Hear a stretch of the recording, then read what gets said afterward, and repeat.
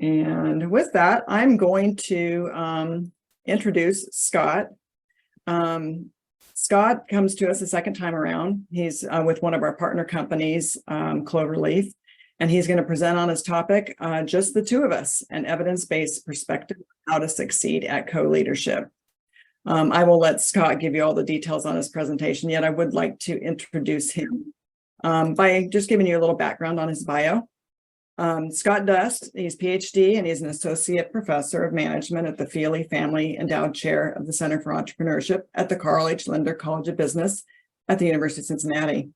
He is also the Chief Research Officer at Cloverleaf, a Cincinnati-based HR tech platform that facilitates coaching insights. He earned his PhD in management and organizational behavior at the Laval College of Business, Drexel University, and his BS and MBA from the Kelley School of Business, Indiana University. His primary areas of research are leadership, leader-follower relationships, and teams.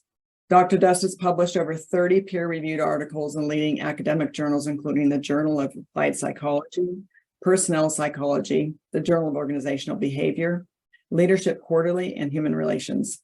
He currently serves on the editorial review board of the Journal of Organizational Behavior, Group and Organization Management, and Applied Psychology. He's consulted internationally on human capital assessment and design, and leadership development initiatives. He is also on the Forbes Coaches Council and is a regular contributor to Fast Company, Business Insider, and Psychology Today. Honored to have you here with us today, Scott, to join us at our Global Presenter Series with our members. And with that, I'm going to turn it over to you. Thanks so much. Thank you for the very warm and generous introduction. I very much appreciate that. And I've really been looking forward to talking with everyone today. I love this topic, and I think it's so much fun to really dive into what does the research say and how can we take some of that evidence and use it in a very practical way and have a conversation about it. In a second here, I'll pop up my slides, but I also just want to put the plug in for this group here. This is the perfect size group for a conversation, a dialogue. Please don't hesitate to come off mute, interrupt, ask a question, ask for more clarification, put something in the chat, raise your hand. This is meant to be interactive. You know, I really, really appreciate and love when people ask the off-the-cuff questions or the follow-up questions or giving some examples of what you're experiencing. You know, let's turn this into a dialogue we can all learn from each other. That's where the real experiential learning happens here. So let me pop up my slides and we will get started. Let me see. Everybody see that okay? Can I get some thumbs up? Everybody's good. All right. All right. So yes, by way of background, I have multiple roles. I'm a professor at the University of Cincinnati, and organizational behavior is my focus. So I've been researching and teaching anything related to leadership and teams and leadership development, team development for a long time. But I also work for Cloverleaf as a consultant or on their advisory board and as their chief research officer, helping this company that focuses on automated coaching, make sure they're doing everything from a science and evidence-based perspective. And so I like to bring forth my mantra of how I like to treat these conversations. I'm going to do everything I can to bridge the gap between science and practice for this specific topic of co-leadership. So, you know, I've read the literature, I understand the research, I've looked at this from a scientist's lens, but I want to put it into the terminology and have conversations with practitioners about what it actually means and how to use it and actually apply it in the real world. And if you don't believe me, here's the nerdy proof that I've done some of this research a while ago. So when was this? 2016, feels like forever ago. And I've read every paper up to this date, at least, and afterwards, that has anything to do with what are called multi-leader teams. So a team is anytime there's two or more people. And co-leadership is one example of a multi-leader team. It's not the only kind, but it's certainly a very popular kind. And so a lot of the things we're going to be discussing today, some of the frameworks, some of the models, some of the suggestions, all come from this research that was done to try and better understand multi-leader teams and co-leadership. So here's the agenda for the day. We're going to do a little bit of definition work first. Like, what exactly do we mean when we say co-leadership? What are the boundaries of that? And then I want to dive into these very specific components of co-leadership. You can look at co-leadership from a task-based perspective and also from a relational-based perspective. And we're going to lay out those differences and give you some frameworks for understanding those. And then we're going to get into some co-leadership configurations that are specific to the task form of co-leadership and help you think through what those look like. And then we'll get into the relationship side of co-leadership. And I'm going to have this really fun exercise that we're all going to do together on the 5 dimensions of co-leadership. So there will be one breakout group opportunity today, and I'll be putting you into teams of 2, engaging in some co-leadership together, where you'll have a conversation about a specific prompt. And this will embrace what I really believe in as an educator, which is experiential learning, right? You learn, do, say, reflect. So I'll give you some frameworks. I'm going to give you an exercise that you can actually do and sink your teeth into, give you an opportunity to say and experience and talk about what happened. And then we'll all come back together and reflect on what that looked like. So hopefully by the end of this, not only do you have frameworks, but you also have some experiential learning that you can apply going forward in the future. So, okay, what do we mean by co-leadership? So co-leadership is 2 individuals. And these 2 individuals, they're both leading or participating within a common team or organization, right? So maybe you have your product development team and you have 2 individuals that are both taking on a formal leadership role, or maybe it is the COO and the CEO of an organization with those formal role titles. But it can also entail not formal roles, but informal roles, right? We've all been in teams where you get a group of individuals together. There's a clear objective. Maybe there's a project that we need to have a specific deliverable by a specific time, and informal leadership starts to surface as well. So leadership is simply just influencing others towards collective goals. Doesn't mean it has to be a formal designation of you are the team leader or you are the individual that is accountable for all of the individuals on this team. It can be informal and surface organically or naturally. So co-leadership, and the research we'll discuss, embodies these specific components. And co-leadership has been looked at from a variety of different directions. And I'll kind of go from the more specific to the more broad, which is what we're going to focus on. So there's lots of research on co-CEOs, and there's great examples out there of Fortune 500 companies that have taken this co-CEO approach, and that's one form of leadership. There's also what's called pooled leadership that simply looks at more so like a COO, CEO type of relationship at the upper echelons of a organization. There's also shared leadership, which is just simply at all levels of the organization in any team, whether it's informal or formal. And then there's specifically co-leadership, which arguably aligns with all of the other opportunities or the explanations that we've just described. So next question, when does co-leadership actually happen? Or maybe said differently, what are some of the settings where it works very well? One situation where it makes a lot of good sense to potentially have co-leadership is what are called pluralistic settings. Pluralistic settings would be those that there are 2 very specific yet different objectives that need to be accomplished by an organization. Probably the most common example might be the Cincinnati Symphony Orchestra, for example, that has a creative mission, but they also have a profitability mission, right? So you have 2 very different goals that both need to be accompanied and nurtured simultaneously, but they're very unique and take very different skill sets. In settings like that, it can make a lot of sense to have these co-leaders.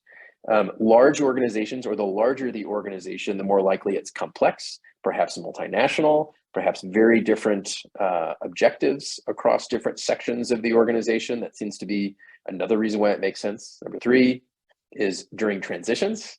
So if an organization acquires another organization or merges with an organization, there tend to be periods of time where you don't want to simply say, okay, this is the new CEO or this is the new leader of this specific division. We need to have 2 people to manage the chaos and the transition from point A to point B, and they have to work together to make that happen. And I'm sure many of us have been put in those positions in prior work. Another is family businesses. Think of it as an entity has been passed down to 2 individuals. Maybe they're siblings. Maybe, for example, you have a family member that is also being partnered with somebody that is a little bit more experienced or seasoned that might be able to help. family businesses create lots of opportunities as well for these partnerships. So those are all situations where a lot of times you see it, but arguably co-leadership can happen within every team, right? You can always have leaders that informally emerge to engage in some of the processes that we'll talk about today. So big watchouts, meaning here are the biggest challenges that you're likely to see exposed from a co-leadership scenario as currently described. The first one is confusion. So what exactly am I supposed to do versus what they are supposed to do? Am I in charge of all sections or just some sections? I don't have an understanding of what that co-leader does, and they don't have an understanding of what I do, and all of those confusion points tend to be quite prominent.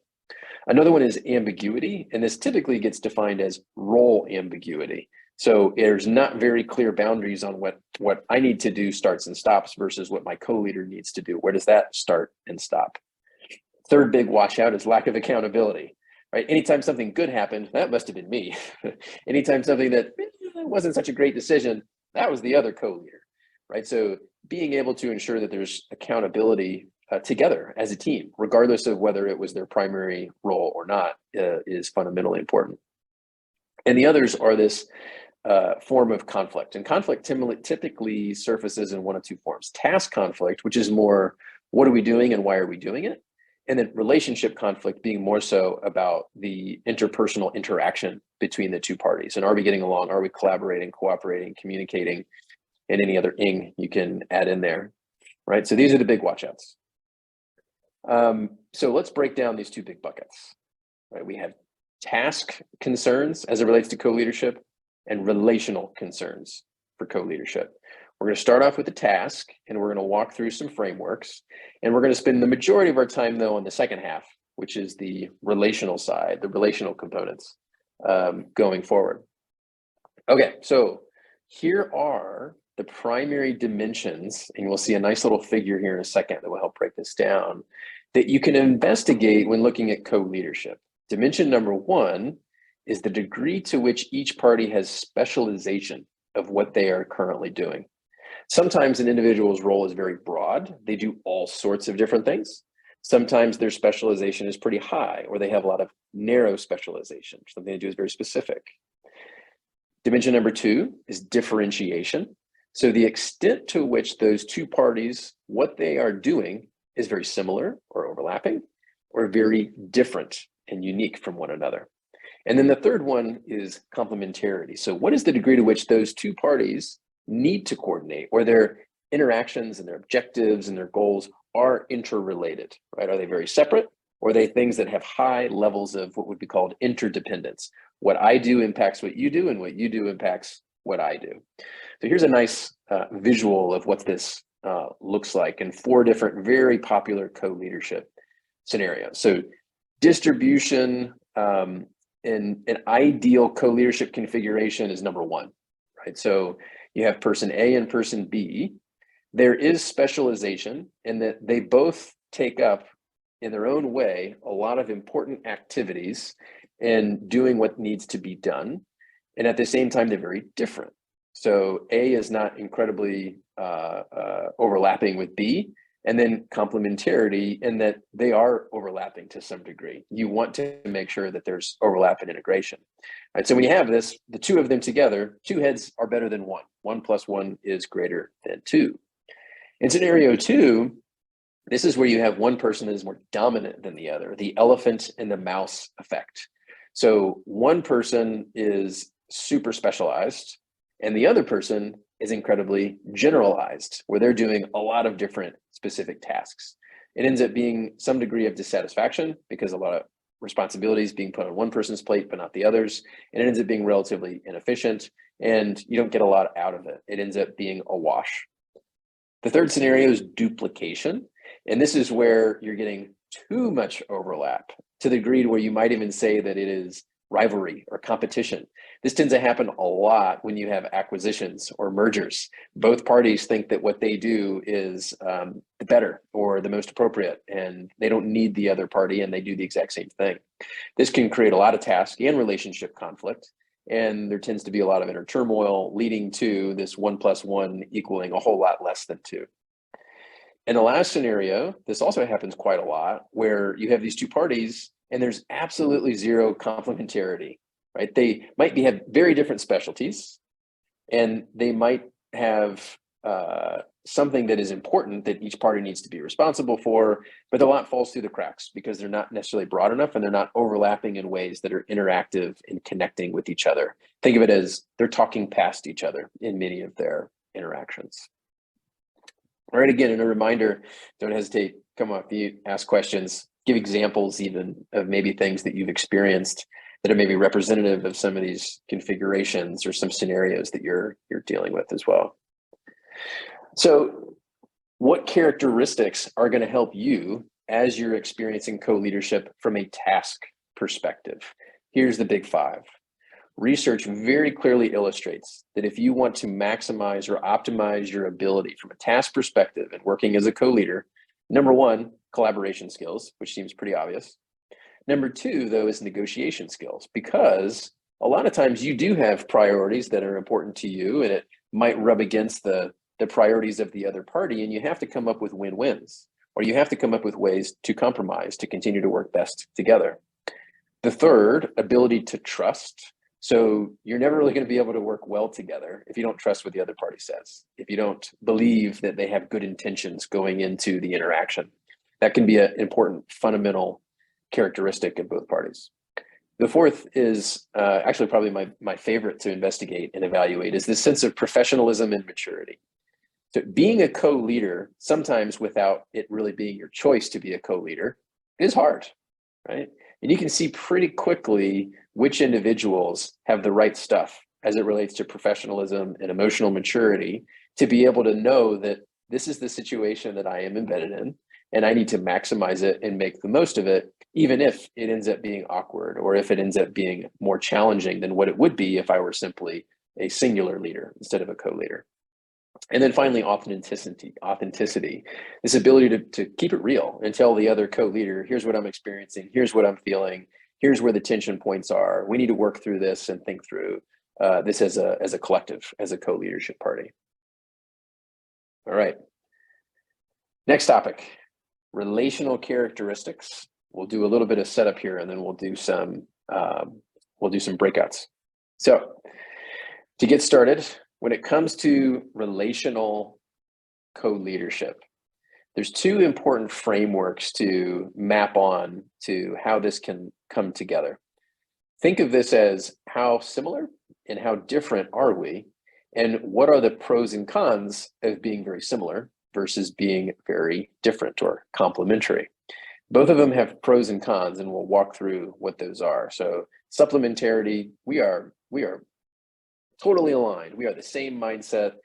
You know, we are from the same breed. These 2 bulldogs, I think they're bulldogs, over here to the left versus over here to the right, where I'm not sure what that is. It looks like two mutts, look like a little bit of a mix, but clearly they're different, right? So they have different skill sets. They have different things that they do, different ways they behave, different ways that they might interact with the world.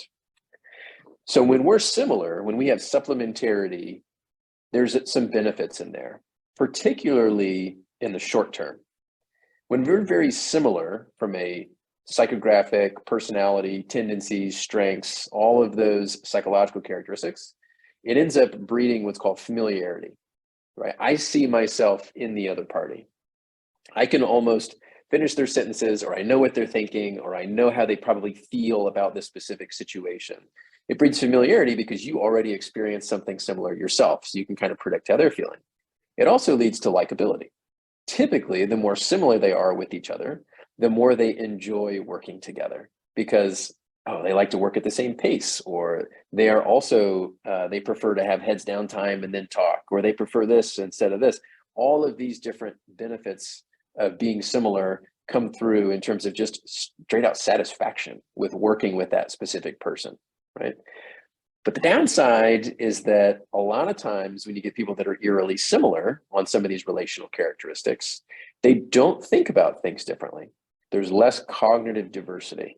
So they approach problems differently. Maybe they have such similar risk orientations that they overlook things. Maybe they're not slowing down, maybe they're not speeding up, maybe they're ignoring certain details of a problem or a question. And this all leads to the fact that because of their similar orientations, they've got the exact same blind spots. And let's be honest, all of us have blind spots, like it or not. We all have little quirks about the way that we operate that make us susceptible to bad decisions, and even make us maybe even annoying to other people, right? That's just a reality. Nobody's perfect. So when we're very similar, we get along, but we overlook the same things and don't have cognitive diversity.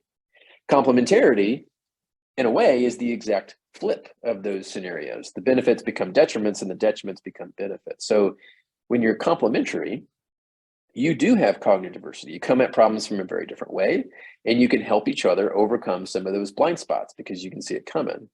But the challenge is with cognitive diversity, and this is the same thing with just teams in large, not just co-leaders, is that they tend to have a harder time with social integration, getting on the same page, understanding where they're coming from, being comfortable with the way they like to conduct business or talk in groups or interact to get things done. And this then leads to lack of alignment, right? That we're just not seeing things the same way. And herein lies the challenge, right? If we know that we want the benefits of similarity and familiarity, but we also need some of this cognitive diversity in order to be this co-leadership superpower, then we need to work through it in ways that are going to allow us to be more successful and be proactive about doing it. So we're going to practice doing that today. That is the breakout session that we're going to have here. So what I'm getting ready to do is walk you through 5 dimensions of relational characteristics, personal psychographics, that regularly appear as problematic within co-leadership scenarios. Okay, so 5 slides, 5 dimensions. And I'm going to walk you through a few questions that will help you determine whether you are one or the other, or maybe a little bit of both in the middle. So for the next 5 slides, all you got to do is maybe write down or type out, I am more X than Y, or I am more A than B, or whatever it is. Just take a few notes, because when you get to your breakout groups, it'll be nice to remember where you fell on each one of these 5 dimensions. So we'll walk through those, and then we'll set aside some time where we put you in breakout groups of 2, and I will give you a prompt to work through based upon your answers to these 5 dimensions. And then we'll come back as a group and we'll hear what you guys came up with when you were working with your breakout partner. So, okay, everybody understand where we're headed? Everybody okay? All right, here's dimension number 1. Pretty simple. Everyone knows this. Extroversion versus introversion. So you're more extroverted if you prefer socializing. If socializing recharges your energy, you think out loud, you're more talkative. You're introverted if you prefer being alone to recharge your battery. You only speak up when you have something big to offer, and you tend to be more quiet, keep to yourself. So again, feel free to write down extroversion, introversion, or in between. Technically, it's called an ambivert. Just take note of that. Give you about 20 seconds here to make sure you're comfortable with your decision.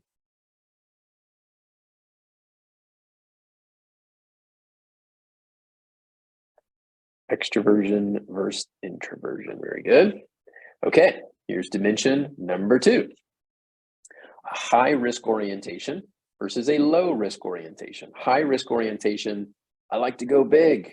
I don't need all the information, and I trust others' information, right? If they tell me, I will assume that is correct. Versus low risk orientation, I like to make incremental progress. I like to have all the information, and I would prefer to unearth that information myself.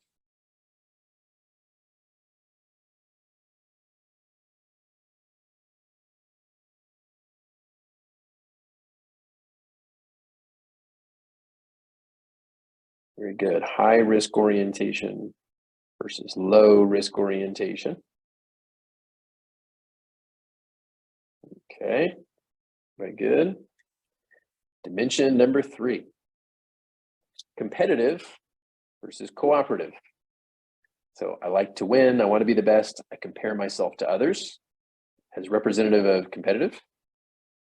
And on the other end, cooperative, I like to contribute, love to be that team player. I really want others to succeed, and I rarely compare myself to others.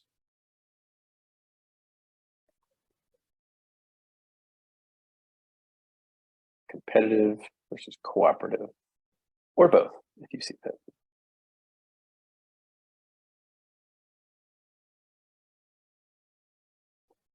All right, everybody good?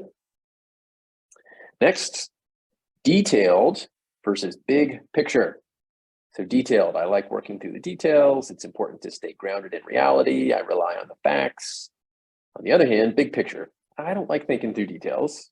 I think it's really important to just think big. And I prefer to rely on my intuition. So detailed versus big picture.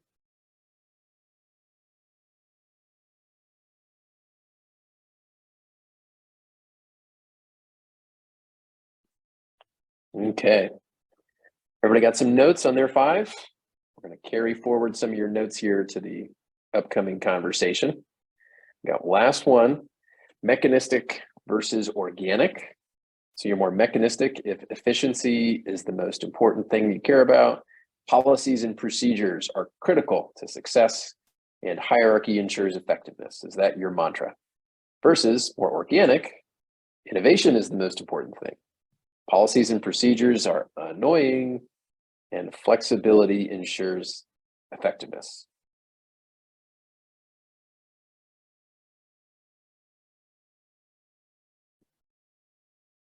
So mechanistic versus organic.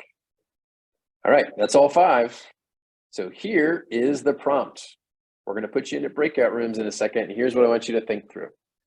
Assume your breakout partner is your co-leader for a project team.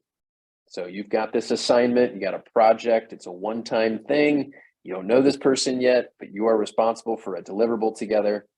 Based on the outline of your 5 dimensions, what do you think you can do to ensure you optimize your co-leadership? In this group, there should be a ton of different iterations for those 5 characteristics. We'll put you in that breakout room and see what you come up with. And then we will bring you back and talk about it as a collective so that we can be awesome co-leadership partners. And also, if you get put into a breakout room and if somebody's unavailable or can't participate, come back to the main room and we'll find a new partner for you. Yeah, don't stay alone. Yeah. Okay, I'll put you That's in. no fun. Get ready to go. Thanks. Okay. Now, About 5 minutes. yeah, and Chris, you just joined. You probably don't know what's going on. So if you want to stay out in the main room, you can for a minute. Perfect, thanks. You bet.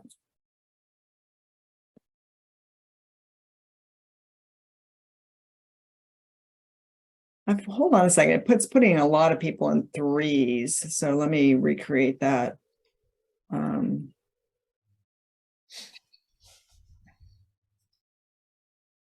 There are going to be a couple rooms with 3s, but we'll let me just double check. We'll rearrange it once you get in there.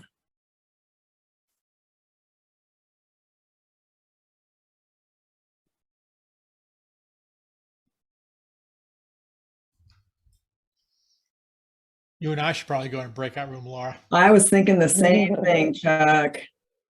I think we're good because it looks like, I think the only thing is Ken's by himself because Josh isn't going to his room. Okay. Anybody want to jump in with him? I can join him. Okay, why don't you join? He's in room 7. Do you need to go in there or do I need to invite you? I think you got to put me in it. Yeah, I don't see anything that allows me to put myself in there. Let me see the participants. Let me find you. Move to, that was room 7, right? Thanks, yeah, Scott. here we go. All right, I'll join. I'll see you in 5. Okay, see ya. Let's see who else is alone. Dan just joined, so let me just see. I just want to make sure there's 2 people in every room real quick. Everybody's got 2. it looks like it. Yeah, so we're good. You can see what I see. Awesome. Yeah. Hi, Dan. We're just going into breakout rooms, so it probably doesn't make sense to throw you in one. We'd be throwing you into wolves, but It's you interesting. could join us. Did Scott just, you wouldn't know what we were doing, Dan. Did he say how long he wanted the rooms, Chuck? That was You said 5. I don't remember him giving a time. So I don't maybe, remember him giving a time either. yeah, it looks like Jessica Lee might be by herself. Oh, you see that? Yeah. Oh, she sure is. Okay.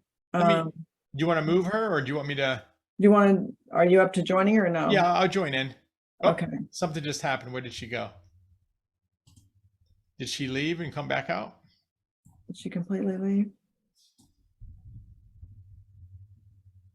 She should have come back to the room. Yeah, because we can also move somebody from room 1, but Yeah, I wonder if she accidentally left. yeah, I think she did. She might come back. If she does, then we can.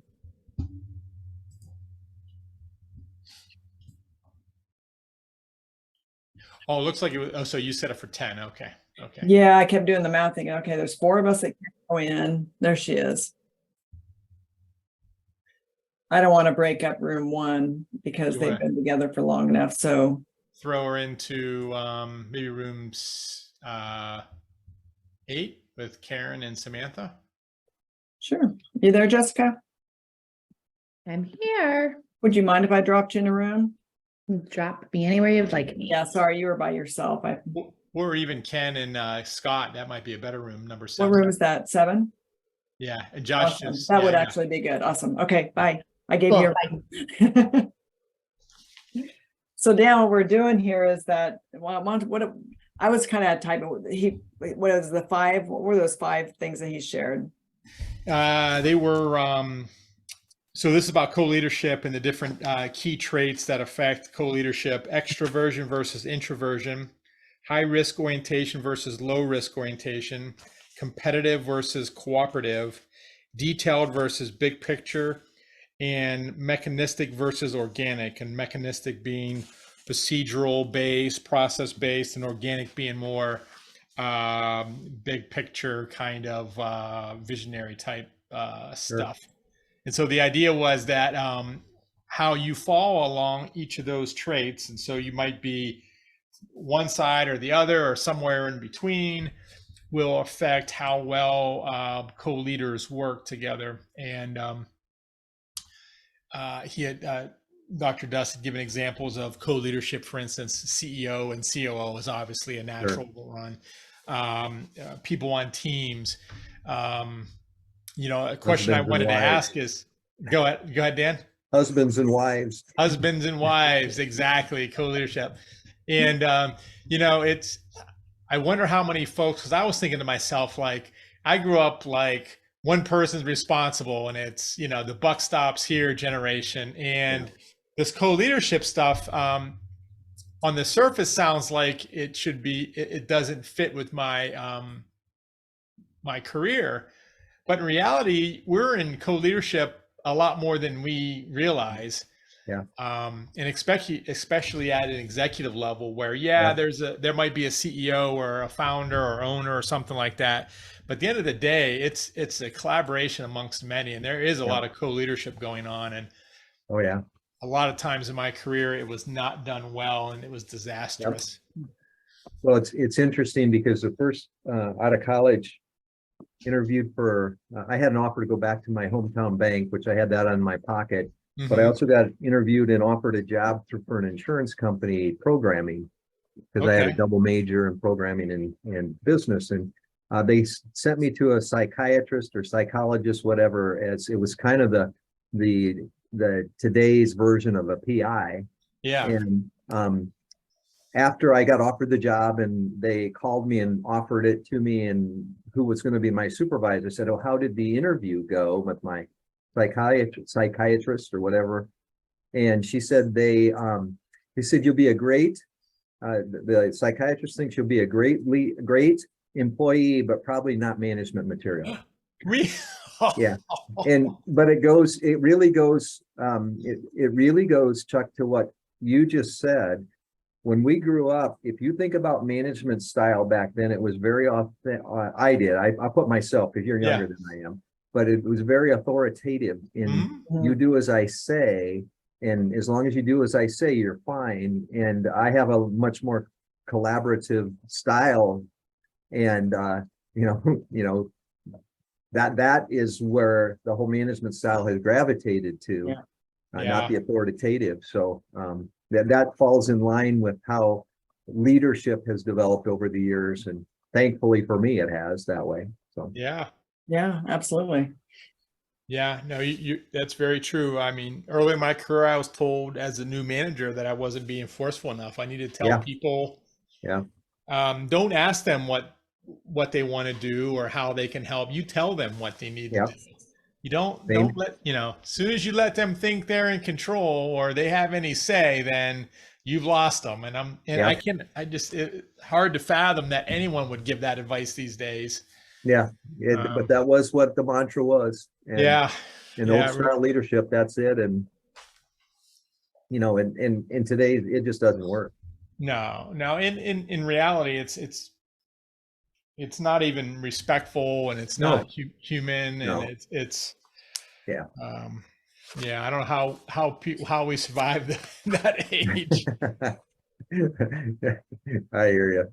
But, So I mean, I grew up in manufacturing where it wasn't uncommon for a foreman to threaten to, wasn't too far off of a foreman being able to pull someone by their shirt collar and put them against a wall yeah, and almost physical abuse and say, you get Yeah. back out there and you do, or you're out of here. yeah, And jobs are so precious back then, in manufacturing, you fell in line. All right. Yep. Sorry, boss. yeah. Do as I say. Yeah. Yeah. So, but glad you could join us.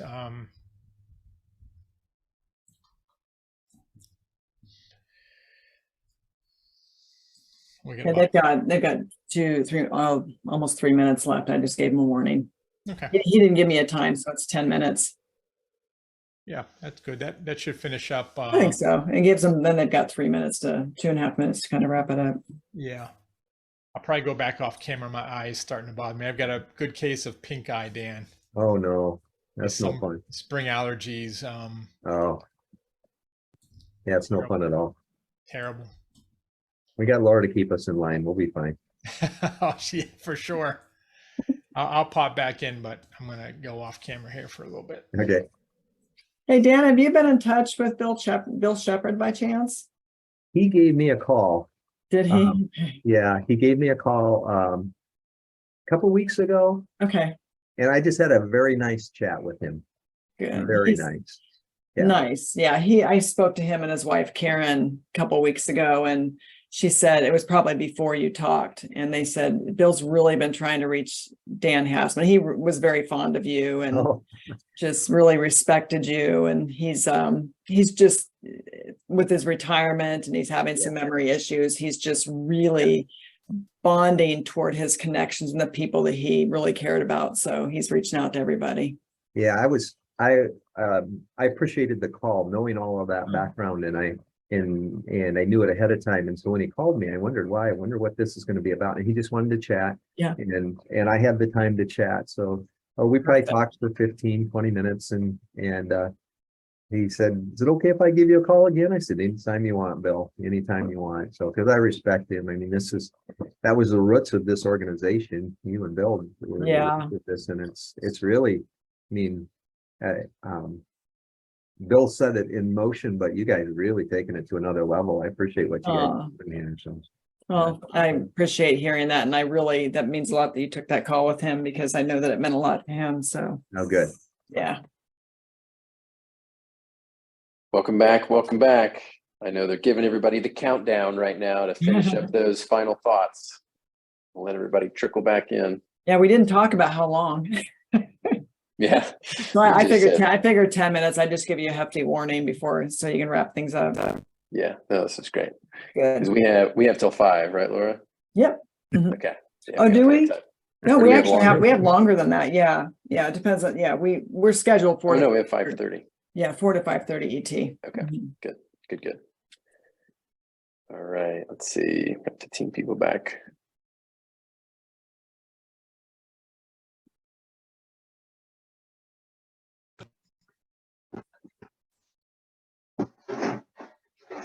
Welcome back, everybody.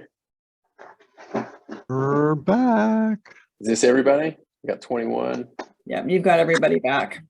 All right.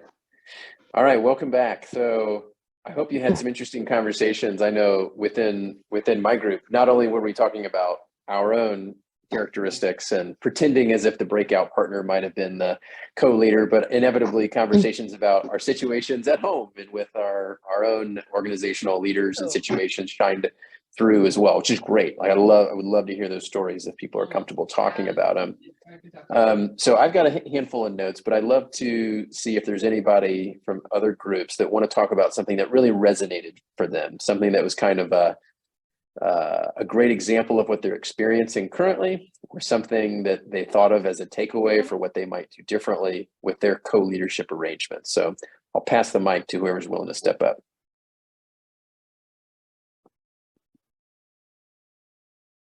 I can share something. Thanks. We had a group, I wonder if others were the same, given that this is an operations group, but we had a group that was pretty similar on the different areas, especially with low risk, detailed, and mechanistic. Okay. And so after kind of congratulating ourselves on like what an effective group we would have been, we talked about how, we'd have to be aware of any sort of like long-term futuristic thinking, out of the box, innovation, any of that. If any of that was required for the project, that would definitely be an area where we need to stretch to feel comfortable there. Right. And we got into conversations about, and in our relationships with our CEOs who tend to be the visionaries, how that makes us feel a little bit sweaty when they start talking about where we need to get without knowing how we're going to get there. Our brains want to know how to get there right away. Fantastic. Yeah. I'm sure maybe there's others that relate to that, but I can see a lot of head nods being like, yes, that feels liberating to say that. Yeah. And interestingly, some of these Scott? 5 characteristics, please. Yes. Well, I was just going to say, I was thinking about the introvert versus extrovert and how many people had the cameras on when they came back versus those who had the cameras off when they came back. Yeah, that definitely shines through as being representative of how people like to process, right? And yeah, that was the first thing that came up in my conversation as well with my breakout group was extroversion, introversion. And interestingly, if you look at all these characteristics, there's some relatively high correlations, moderate correlations between a lot of them, right? All 3 that were mentioned. So being more mechanistic, being low on risk, being more introverted, we tend to have these profiles. And so it's actually not just one thing, it's a collection of things. And think how powerful it becomes when it's actually 3 or more things together that create your tendencies and your preferences, which may be different than others' preferences, right? So it just makes it that much stronger and harder to have conversations with the other party.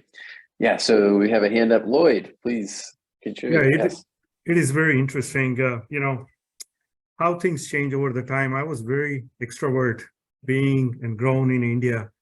But when I came to the United States and the role that I had to play became a little bit or quite a bit introvert versus what the leadership team I had. I have quite a bit of extrovert leadership team, and the CEO is a very visionary. And being COO, my role was much more to execute the strategies or the new things that I wanted to see and make it happen. So things have changed over the time, and my role has changed, and I have changed with it. That's interesting. Absolutely. Thanks for bringing that up. And two points I'll say on that. Number one, so when we look at mechanistic versus organic in particular, it aligns with this organic philosophy of innovation that most CEOs are responsible for. It's kind of a position description, right? You got to be the visionary, you got to be the navigator and thinking long term.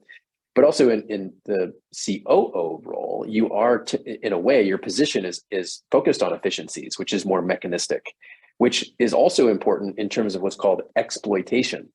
So there's lots of research on the balancing act of organizations. In order to survive and be the most competitive in the long term, you have to do both.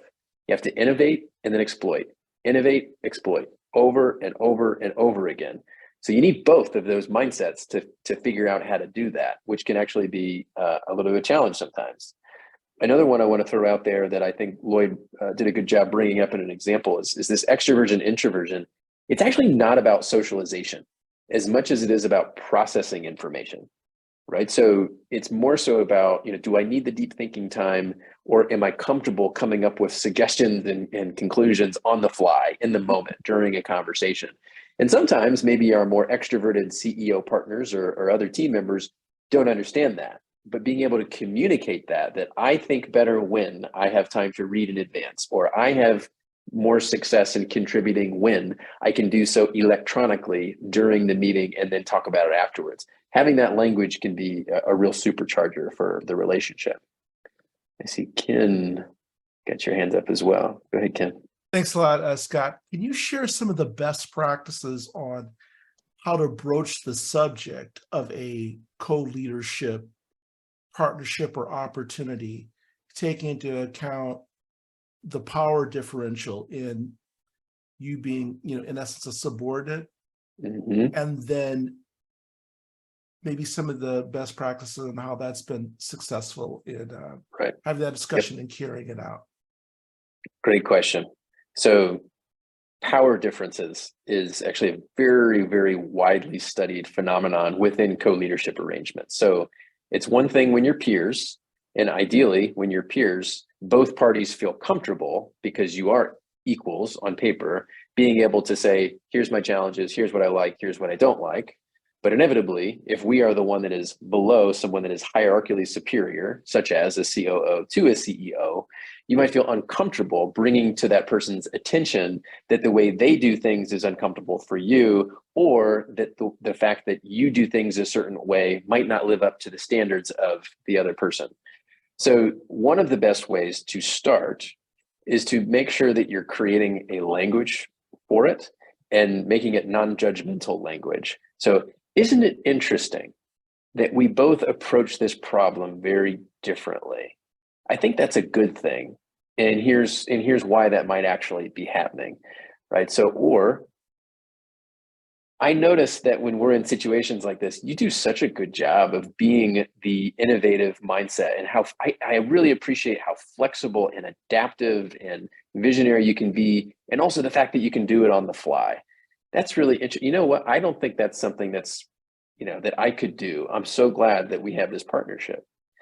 And then I think over time, as you use those pieces of language that we've described, these dimensions, to help the other party see, here's your superpower, then either if they're self-aware enough, they might start to say, yeah, but I wonder what yours are too.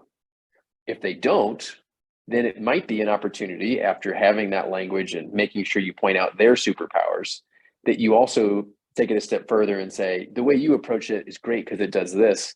Interestingly, I do it a little bit different. I do it this way, and that actually works for me.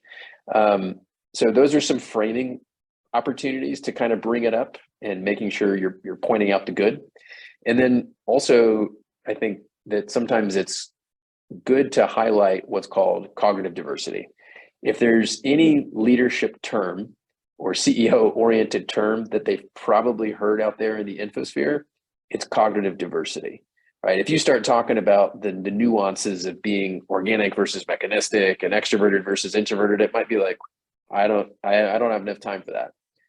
But if you can simply say, hey, cognitive diversity in organizations is good. I'm sure we've heard that term before. A lot of the times it's applied to teams, but it's also applied to dyads in a one-on-one type scenario. So consider using that framing of how can we leverage our cognitive diversity to create a superpower here. It's not perfect. You can't change someone that has more power than you to be more other aware or to engage in perspective taking, but you can model it. Research does illustrate that when you do engage in those behaviors and you role model leadership behaviors, that leaders do pick up on it. Now, they might assume it was their idea to act that way, and that's fine, but you can still role model the way, and it does tend to have an impact.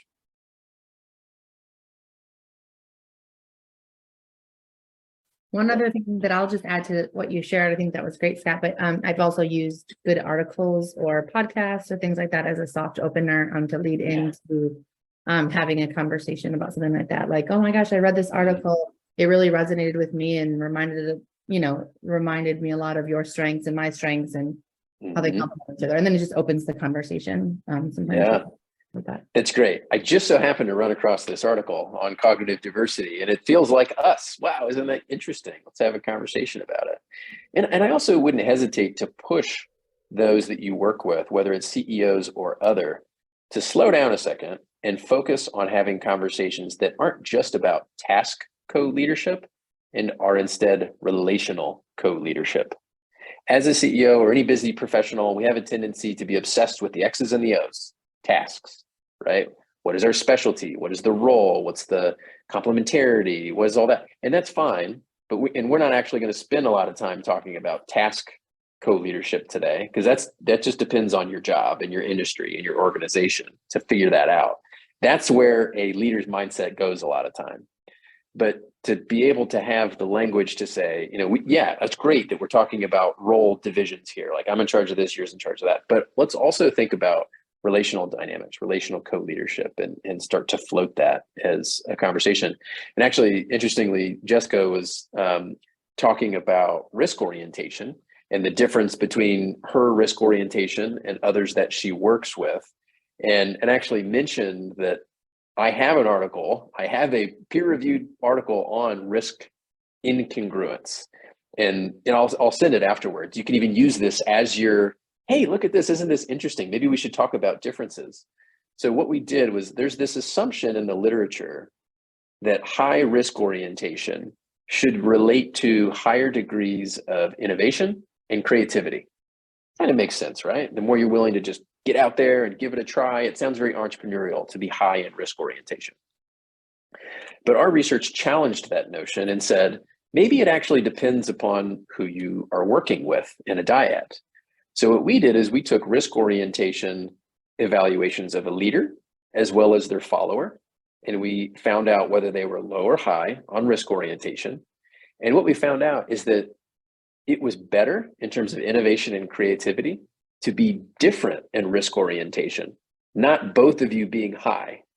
And the reason that was the case is because when you were different on risk orientation, regardless of whether it was leader that was high and follower that was low or vice versa, it led to what's called intellectual stimulation of the follower, which then led to creativity and innovation, right? So if you have these two parties and you really want to be creative, creativity entails novelty as well as usefulness.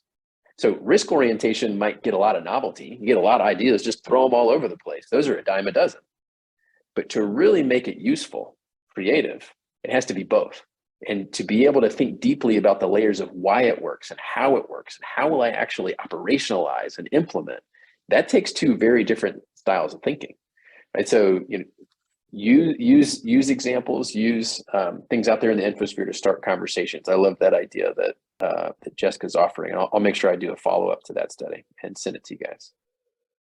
Scott, I'd like to put a plug in for Cloverleaf. So for those of you that aren't familiar, Scott Dust's organization he works for is Chief Learning Officer, Research Officer, has got an amazing digital dashboard of assessments that you can take. And it's just an amazing visual tool. But what's extremely powerful about it is this AI-driven daily coaching tips that come out. And for Laura and I, we operate very much in a co-leadership role, and we have different levels of risk and all these types of things. And what's interesting is we use those tips and we share them with one another to help explain. It's kind of us saying like, oh, now I know why I do this. And it's extremely useful for us to share those tips back and forth, because I think it helps us both appreciate the differences in that cognitive diversity that you mentioned, Scott, and it's been extremely useful. So I would recommend anyone who isn't familiar with Cloverleaf, go out to cloverleaf.me and check it out. They're a partner of ours, but the resources are just, it's amazing. I don't know if you'd agree, Laura. We just shared one today on both sides. Yeah, there's some days it's like, I hate Cloverleaf. It just calls you out. Yeah, it totally nails it. So yeah, it nails it always. Yeah, we get a lot of people saying that I screenshot or I sent my tip over to my co-leader or whoever it was, and we just had a laugh about it because it was like, yep, that's who I am. I probably need to own that. Yeah, and actually, it's a very similar to example to what Jessica was talking about in terms of the value of Cloverleaf is that it's sending insights every day. And these insights are about your psychographics, your tendencies, your strengths, and even your blind spots that you might want to pay attention to. And just the simple act of putting that out there in the infosphere for you to think about and reflect upon makes this idea of the relational characteristics that much more ever present, right? You are thinking about it. You have a little bit of nugget, a little bit of attention to it every day that you otherwise may not have given because you weren't focused on that. You're focused on the X's and the O's.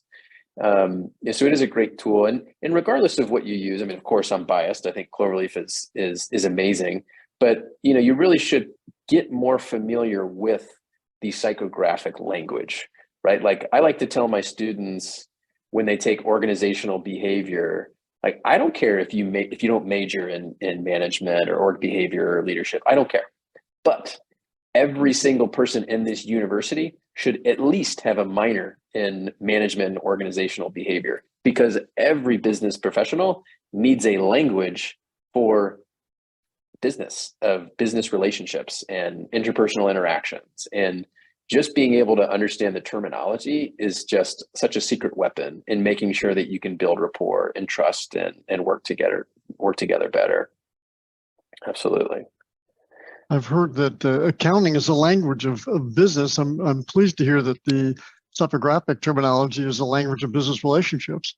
That's exactly right. It's actually how I frame it, because a lot of times in my classes, it never fails. I get MBA students who are in finance and accounting, and they're at these, massive behemoth companies that do a lot of dollars and figures. And they're like, what do I need this class for? This is silly. Are we all like going to do the trust falls and like, go do all these fun boxes and arrows on the dry erase board? It's like, well, your X's and your O's can definitely get you to a certain point in your career, but wait until you're ready to lead 1,000 people, and you're going to wish you had this language. So it's really kind of a change in mindset of when you get to the upper echelons of a company, you have to have that experience and understand what you're doing from a task perspective, but it's the relational stuff that I think really becomes the sticking point and not allowing people to grow and move up in the organization. Yeah. All right. I got a few additional slides I want to pop through, and this is great as well. I mean, please do keep asking questions, talking through this as a group here. I think that's where a lot of the fun stuff happens. There'll be plenty of time at the end as well to ask some more questions and get some more ideas out there. But a few ideas I want to put into your repertoire of your language of organizational behavior, the language of relationships in business. So a lot of times when we look at these psychographics and we look at these 5 dimensions, that's a great start. That's 101. Here's 201. Here's thinking through in terms of contexts. So how do those dimensions change or impact your work styles? How do they change or impact the way you communicate? How do they change or impact the way you deal with change, manage conflict, make decisions? So when you're ready, take it a step further. Don't just talk about your differences/similarities. Talk about how those differences/similarities show up in more specific, concrete situations or contexts within the organization environment. And these are the big 5, right? These are the ones that more often than not, I think, are what are coalescing around the context that these similarities and differences in co-leadership are impacting. Now, we talked about individual characteristics for task leadership, right? We talked about things like authenticity and negotiation skills as being important for negotiating task co-leadership. Here's the big 5 when it comes to managing appropriately some of these relational co-leadership scenarios. The first 2 pretty simple. Self-awareness, right? How aware are you of your 5 dimensions that we just talked about? How aware are you of all the rest of the other psychographics that are out there? It's very important to understand who you are. It's also equally important to understand who the other person is, right? And sometimes that can be hard to do because maybe you just don't have enough opportunities to really kind of open up the Pandora's box or open up the black box of like, who is this person? Using tools like Cloverleaf or whatever else you use to create that language can be very helpful in terms of increasing other awareness. The third one is emotional intelligence. So getting at this from this recognition of it's going to be hard. It's going to be messy. It can actually be a little tricky, a little tough to talk about relational characteristics. It feels kind of personal. It's not just what I'm doing, but it's how I'm doing it. So those that can be tactful and recognize when they might be going too far, or I see an opening, I've built enough trust to be able to ask this question. All those dynamics can be really helpful in ensuring that you're approaching this touchy subject in a way that is helpful and not harmful.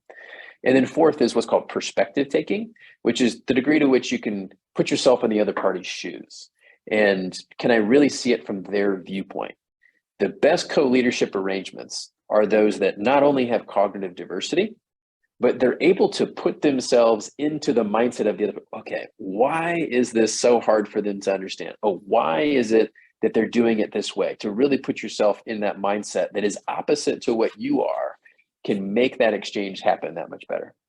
And then finally is humility, because recognizing that I loved the setup earlier of once we realized, that profile and all of us were very similar on those three might not actually be the best case scenario in all circumstances. That is the humility that's necessary, right? This is who I am, but all of us have blind spots.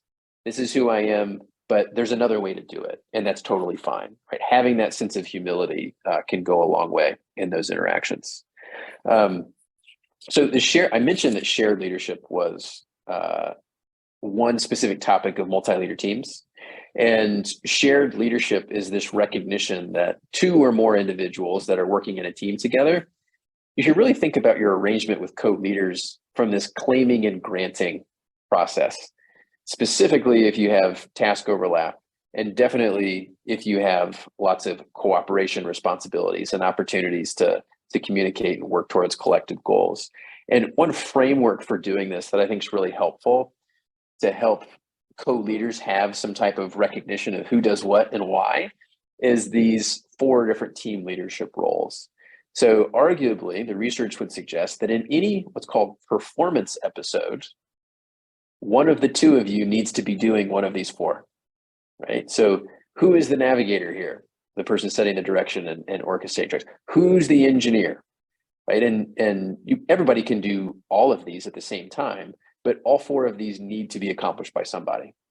Integrators, right? Who's really worried about the relational dynamics, cooperation, communication, and then finally the last one of being a liaison, right? Like what's going on externally? How am I making sure I'm collecting all the resources so that just the 2 of us get what we need from what's external or what we're embedded within?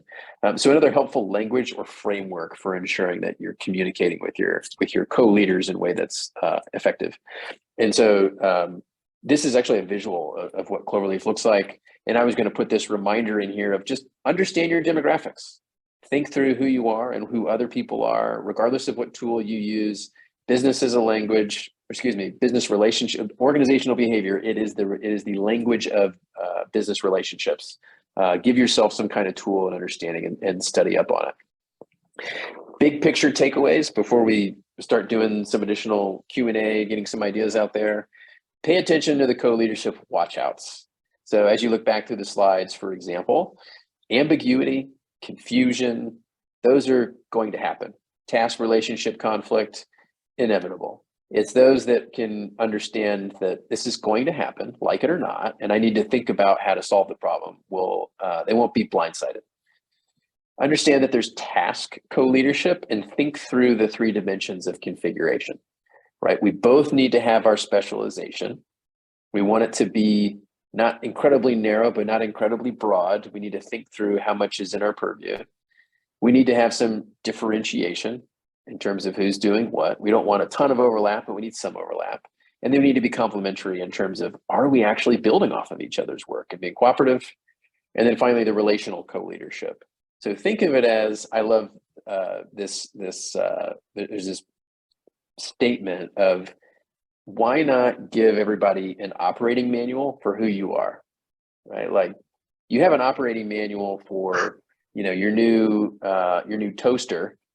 Why not have the same for you? Here's who I am. Here are my 5 dimensions. If you want to keep it simple, you could put it in your email signature. You could, when you first onboard a new employee, a new colleague, hey, look, I love talking about this stuff. I'm really interested in organizational behavior. I just want to lay out here's how I operate. And that's not the best way to do it. I'm curious, what about you? Like, give people your operating manual. Don't be afraid to have that conversation. And then understanding the benefits and the detriments of complementarity and supplementarity. So supplementarity is great. You're going to like working together, and it's going to be fun. It's going to be easy, but it's not as much cognitive diversity. So in the short term, grapple with the challenges of being different cognitively and figure out how to turn it into a superpower. And then if you are very similar, recognize that you might need to diversify and recognize that you probably have similar blind spots, and you got to think through how to solve those problems together.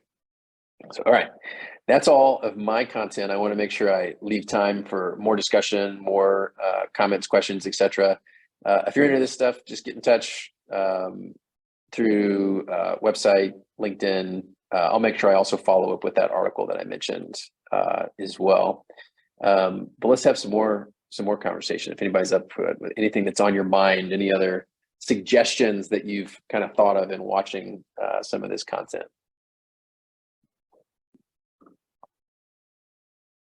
No, I think, as I mentioned, we started using the 6 Types of Working Genius by Patrick Lencioni, and started reviewing key individuals, what specific strengths they have. They talk about the 6, and that generally helped us to talk about it, who has what kind of strengths and how we utilize or use their strengths rather than looking into what weaknesses they have.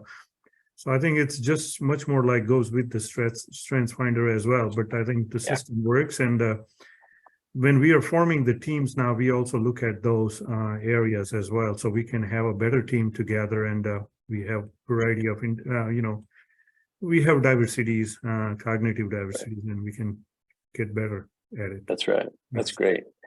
I really love the framing of strengths-based research in general. Yeah, Cloverleaf has StrengthScope, StrengthsFinder, Gallup StrengthsFinder, and VIA, Values in Action, or Character Strengths on the platform. All of them kind of come at it from different angles, but that the whole concept of strengths is that if you spend too much time trying to fix your weaknesses, it's actually relatively inefficient. And the research would support that. We're not trying to fix people. Instead, we're trying to say, what do you offer that is of extreme value? Because it is a talent that you have that you are leveraging. That's the definition of a strength. A talent you have that you are leveraging well. And figuring out what those are so that you can pinpoint the right people and make sure you're leveraging those strengths, or fill in the gaps for the strengths that you might not have by partnering with others. Yeah, I think overall, my experience is that coaching and mentoring the individual who has a real strength and who are very good at it, you get much better result than wasting your time. Yeah, right. I like having the 5 dimensions so that if we're in a co-leadership role, or when we're in that co-leadership role, we could work on ourselves and address each dimension, find out where our strengths are, and then agree on which role we're going to take, because many of us could do one side or the other, and we could be haphazard about it. But if we commit and hold each other accountable to playing those roles on this team, it'll help the team. And then the second half of that is, if we don't have a dimension of the team, then commit to take the time to think about it from that perspective, that missing perspective, i.e. if we're both extroverts like Travis and I were, we don't have an introvert. What would an introvert say in this situation? Yeah, it's good. Yeah, but I think, at times the leaders make a mistake, right? We make a mistake putting the right people in a different positions where they don't belong. And generally employee will say, you know what, I love the money, I'll take the position, even though I'm not very good at it. So I think it a lot depends on the leadership, management, supervisors, do the right choices. Yeah, that's interesting. Yeah, there's some good research out there on what they call person environment fit. And the person environment fit literature recognizes that different people bring certain types of characteristics to the table. It's who they are, whether it's trait-based or strength-based. And the environment demands certain types of behaviors from them. And the best scenario is when an employee has a fit in terms of the requirements of their job in terms of what they can supply to that job. And so being strategic about saying, what is it that this person can offer, and what is it that this job demands, and is there a real mesh here? That's ideal. And then you can expand that also into not just the job demands, but also more what they call need supply, psychological needs, person organization fit, right? The whole overall values and culture of the organization, and even person team fit. Right? So thinking through all those fit dimensions is a big part of the organizational behavior literature too. I like the idea that organizational development is a study of change in organizations and change in relationships, and we're not willing to change unless we have the right mindset for that. And there was a good book called Mindset I read recently that talked about whether you have a fixed or growth mindset, whether you think of yourself as being just naturally brilliant, or if you think that, hey, I need to keep learning, the growth mindset. And I think that growth mindset would very much help teams like this and help pursue the study of organizational development. Yeah, I agree. I had an MBA class, and we invited a pretty high level executive at a financial institution to come and talk to the students. And one of the brave students raised their hand and said, I really want to climb the ladder. I want to work at a big company one day. Like, what do I really need to do as a leader? What skill do I need? What trait do I need in order to be hired by an institution and on a leadership team like yours? And the CEO kind of thought about it for a second and said, you know what? I am sick and tired of recent MBA graduates having this fake it until I make it mentality. I'm over it. So over it. And he was very adamant that what I really want is someone that's going to admit when they don't know the answer and ask great questions and roll up their sleeves and figure it out. So instead of telling me why you're the perfect fit and why you've got it all figured out and why you're the smartest person, what I'd rather see on a Vita and during an interview is evidence that you've got a growth mindset, that you're willing to learn, you're willing to figure it out, because the world moves too damn fast for you to actually know the answers to everything. It's just impossible. So why are we pretending like we all know the answer? It doesn't make sense. We're focusing on the wrong thing, but we almost are biased towards this mentality of, oh, I've done this before and I've got it all figured out. Look, it's all like put on a pretty pedestal for you to hire me. But instead, you got to have a different mindset, and the growth mindset literature is good.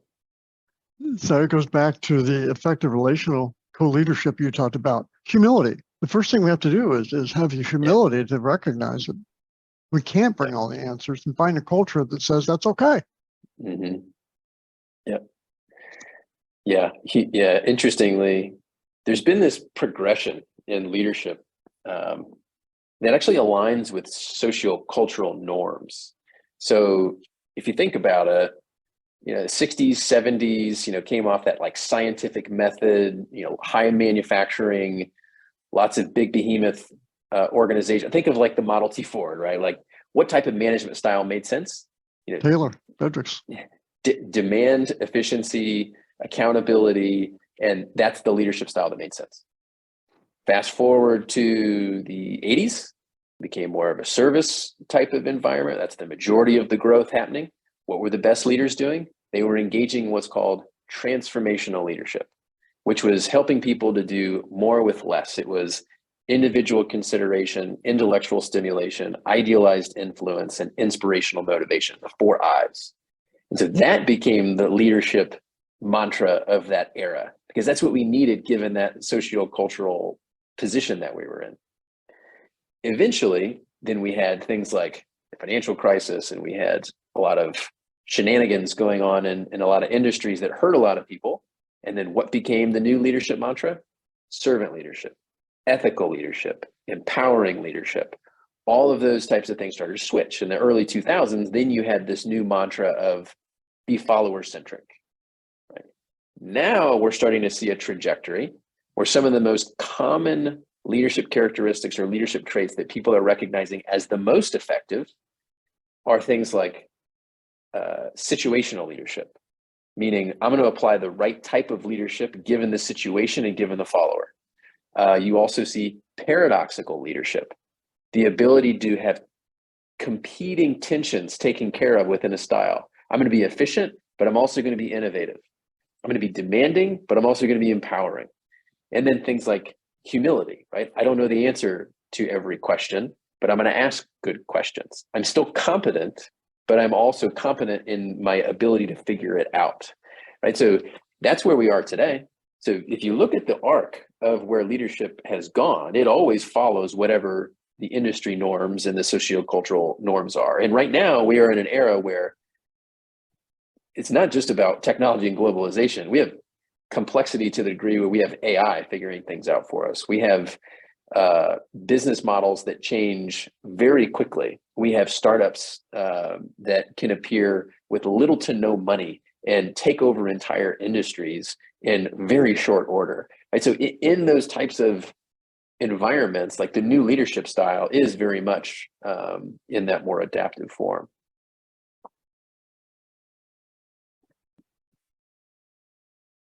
I appreciated I'm thinking more about how you could apply this at different scales too.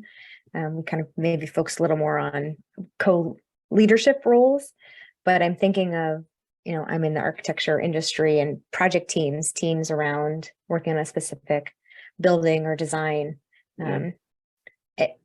Any thoughts on applying that to a bigger group and not necessarily the leaders of a company, but within a project team? Yeah. Co-leadership within a project team. Right. That's great. Yeah.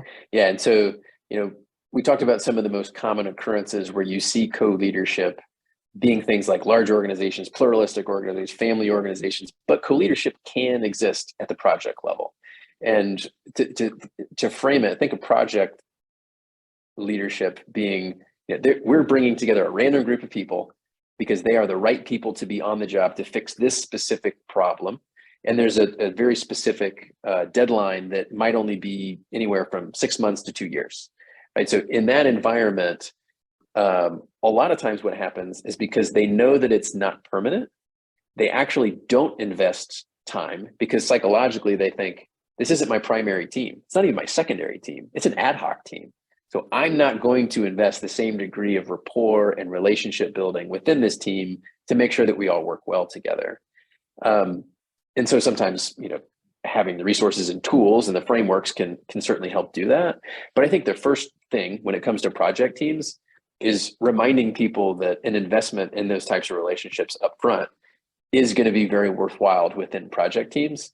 And I think they just assume that it's not. So that's number one. Number two, because in project teams, there's no formal leader, it's informal leadership.